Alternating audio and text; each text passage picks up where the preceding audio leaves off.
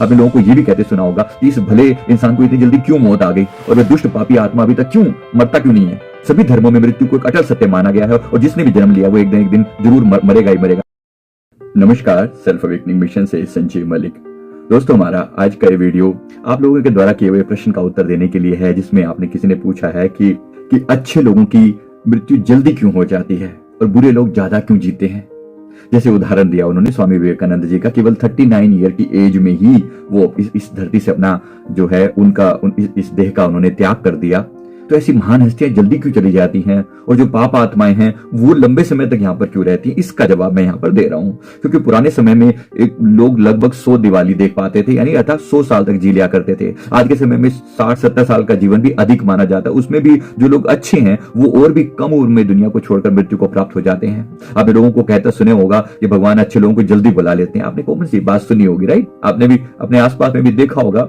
लेकिन क्या आपको पता है कि ऐसा क्यों होता है कि दूसरों का भला करने वाले और अच्छे लोग बुरे और दुष्ट लोगों की तुलना में जल्दी मृत्यु को प्राप्त करते हैं? आपने लोगों को यह भी कहते सुना होगा कि इस भले इंसान को इतनी जल्दी क्यों मौत आ गई और वह दुष्ट पापी आत्मा अभी तक क्यों मरता क्यों नहीं है। तो ऐसा क्या सच में ऐसा होता है या इसके पीछे कोई कारण है? आइए इसके बारे में थोड़ा मैं विस्तार से बताता हूं।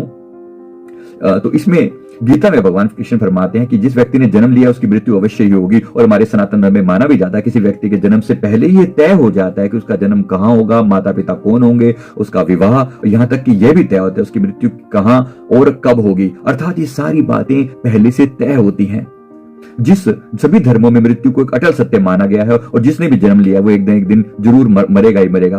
किसी की जीवन या मृत्यु जो है वो भगवान के हाथ में है, परमात्मा के। आपने सुना ही है कि जितनी चाबी बड़ी राम ने उतना चले खिलौना। ये बात सत्य है कि परमात्मा ने जिसको जितना जीवन दिया है, हम तो खिलौना है जिसकी चाबी भगवान के हाथ में है और सभी उसकी इच्छा से ही होता है। हिंदू धर्म में तो हम ये मान्यता रखते हैं कि भगवान हर अच्छे मनुष्य को किसी ना किसी उद्देश्य के साथ ही इस धरती पर भेजते हैं और जब उद्देश्य पूरा हो जाता है तो भगवान उन्हें वापस बुला लेते हैं। अर्थात अच्छे लोगों की मृत्यु भी अच्छे कर्मों पर ही निर्भर करती है। कलयुग में के लक्षणों में यह बताया गया है, पापी चिरायु सुकृति गतायु। ये शब्द आपने भी सुना होगा, पापी चिरायु सुकृति गतायु, यानी जो पापी हैं उनकी जो उम्र है वो लंबी होगी, चिर आयु, और सुकृति जो अच्छे काम करेंगे, गतायु उनकी आयु कम रहेगी। इस युग में पापी अधिक वर्ष तक जिएंगे और पुण्य आत्मा जल्दी इस लोक को त्याग कर चले जाएंगे। इसके अलावा भी आपको यह भी पता होना चाहिए कि जो लोग ये बोलते हैं कि मरने के बाद इंसान खाली आ जाता है, ये तो पता होना चाहिए कि डेफिनेटली खाली हाथ तो नहीं जाता। आए थे तो श्वासों रूपी एक पूंजी लेकर आए थे, इस जीवन का एक टाइम पीरियड लेकर आए थे, और जाते हैं तो उसके साथ जो चीज जाती है, क्या जाती है? आपके किए हुए कर्म, आपकी यादें और आपकी जितनी आपकी अवेकनिंग हुई है, जितना आपने ध्यान किया है, परमात्मा का नाम जपा है, वो शुभ कर्म वो सब आपके साथ जाते हैं। इसलिए किसी को ये मत कहना कि आप खाली हाथ आए थे तो खाली हाथ जाएंगे। अब मैं अपनी बात पर आता हूं कि प्राचीन कथाओं में आपने सुना होगा कि कभी ऋषि मुनि देवता या अप्सराओं पर क्रोधित होते थे तो उनको पृथ्वी लोक पर भेजने का हुक्म दिया जाता था कि पृथ्वी लोक पर आपको जन्म लेना पड़ेगा, और जन्म लेने का श्राप दिया जाता था। मतलब देवताएं अगर इस धरती पर आ रहे हैं तो उनके लिए एक श्राप है इस धरती पर आना। तो वो क्योंकि ये जगह स्वर्ग की तुलना में बहुत बहुत खराब है। लेकिन यही जब वो उनके सामने फिर वो देवी देवता गिड़गिड़ाते थे कि नहीं ऐसा मत करो, प्लीज हमारा समय जो है वहां पर कम रखो, तो उनका सजा का समय जो है वो कम कर दिया जाता था कि तुम वहां पर जाओगे, जैसे ही तुम्हारा ये काम पूरा होगा तुम वापिस लौट आओगे, राइट? बस ऐसा ही एक उदाहरण मैंने आपको दिया समझाने के लिए। बस ऐसा ही कुछ जो है वो यहाँ पर इस ब्रह्मांड में, इस धरती पर, तो ये इस धरती जो है ये जो है ये कर्म भूमि है। ये कर्म भूमि है, कर्मों के हिसाब से ही यहाँ पर यात्रा तय होती है। जब हम जन्म लेकर यहाँ आते हैं तो हम इस मृत्यु लोक में यहाँ पर माया घेर लेती है और इस जगह पर रहने वाली चीजों से हमें मोह हो जाता है। हम यहाँ पर छोड़कर नहीं जाना चाहते, हम ज्यादा समय तक जीना चाहते हैं। लेकिन जिस जीवात्मा ने या तो अच्छे कर्म या बुरे कर्मों के हिसाब से, जब वो व्यक्ति जिसने बहुत बुरे कर्म किए होते हैं उसको इस धरती पर एक सजा के तौर पर भेजा जाता है। तो सजा दो तरह से हो सकती है, या तो वो यहां पर आए, यहां सजा भोगे, या उसे ऊपर भी नरकों का प्रावधान है। नरक लोक जैसी जगह होती है।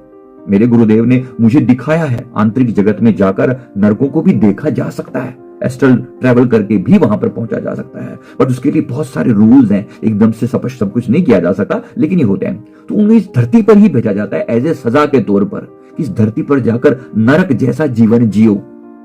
नरक जैसा जीवन जियो, या तो वहां नरक भोगो या इस धरती पर नरक जैसा जीवन जियो। दोनों ही पॉसिबिलिटीज होती हैं। तो जब उन्हें धरती पर भेजा जाता है तो ज्यादा लंबा समय दिया जाता है कि ज्यादा लंबा समय तुम्हें इस धरती पर जाकर अपने कर्मों को भोगने का टाइम मिले, ऐसा ज्यादा लंबा समय दिया जाता है। और क्योंकि ज्यादा लोगों को लूटा है, उन्हें दुख पहुंचाया है, उन्हें तकलीफ दी है, तो यहां पर भी तुम्हें लंबे समय तक सजा भुगतनी पड़ेगी। इसका उस दुख का बदला तुम्हें चुकाना पड़ेगा। और इसी प्रकार जो है ना, जो जिस इंसान ने बहुत अच्छे कर्म किए होते हैं, उनको बस थोड़े से कर्मों का भुगतान करना होता है, और जैसे ही वो कर्मों का भुगतान पूरा होता है वो लोग चले जाते हैं। हमने देखा भी है, सच्चाई भी इस बात की है कि जीवन में जो बहुत अच्छे लोग हैं वो जल्दी चले जाते हैं। इसका मतलब ये बिल्कुल भी नहीं है, इसका मतलब ये बिल्कुल भी नहीं, अगर कोई लंबा जी रहा है तो डेफिनेटली उसके बुरे कर्म नहीं, नहीं, बिल्कुल भी नहीं, ऐसा बिल्कुल भी नहीं है। इसका अर्थ है भगवान ने एक व्यवस्था बनाई है, एक व्यवस्था है। उन कुछ लोगों के पास लंबा समय दिया जाता है, उनके अगर अच्छे काम करने वालों को भी समय दिया जाता है ताकि जगत का कल्याण हो सके। ये बहुत सी बातें परमात्मा के द्वारा डिसाइड की जाती है, इसमें आपका और मेरा इंटरफेरेंस बहुत कम होता है। लेकिन मेरे गुरुदेव बताते हैं, उन्होंने बहुत सारी बातों के ऊपर सीक्रेट जो है पर्दे हटा के बताते हैं कि वास्तव में हम चाहते हैं, गुरुदेव ने फरमाया कि हम चाहते हैं अगर वो कोई व्यक्ति इस धरती पर अपना काम पूरा नहीं कर पाया और वो उसका टाइम पूरा होने वाला है, लेकिन उसने शुभ कर्म किया और थोड़ा ही टाइम उसको और चाहिए कि वो अपना काम पूरा कर ले, तो ऐसे लोगों की उम्र को कहीं ना कहीं बढ़ाने का प्रोविजन भी होता है। लेकिन ये गुरु की कृपा से ही ऊपर के लोक में ऐसा तय होता है, मतलब गुरु की कृपा से समय बढ़ाया भी जा सकता है, एक पॉसिबिलिटी होती है। लेकिन आमतौर पे ये समय बिल्कुल निश्चित होता है, एक आमतौर पे। इवन भगवान राम जैसी महान हस्ती भी जब इस धरती पर आए तो आपको याद होगा अंतिम एपिसोड में जब यमराज उनको याद दिलाने के लिए आए कि प्रभु जितना समय आपने इस धरती पर अपने लिए निर्धारित किया था वो पूरा हो चुका है, आप चाहें तो इस अवधि को बढ़ा ले, लेकिन मेरा काम है आपको याद दिलाना कि आपका समय पूरा हो चुका है। राइट, वो तो भगवान है, उनके लिए तो ये प्रावधान है कि वो सोच सके, लेकिन एक आम इंसान के लिए भी कहीं ना कहीं ये प्रावधान होता है कि गुरुदेव उनका समय बढ़ा सकते हैं। लेकिन आमतौर पे ऐसा नहीं किया जाता, 99.99% केसेस में ऐसा नहीं किया जाता। जितना समय उसके लिए तय किया जाता है उतने समय के बाद उन्हें वापस जाना ही पड़ता है। तो सबसे बड़ी बात है कि आप अपना लक्ष्य पूरा करते हैं या नहीं करते। कुछ लोग कहते हैं कि अच्छे काम करने वालों को लंबा जीवन देना चाहिए और बुरे काम करने वालों को छोटा जीवन देना चाहिए। लेकिन याद रखिए भगवान ने जो व्यवस्था बनाई है वही उत्तम है, श्रेष्ठ है, क्योंकि इस मृत्यु लोक में रहना और जीवन व्यतीत करना हमारा लक्ष्य नहीं है।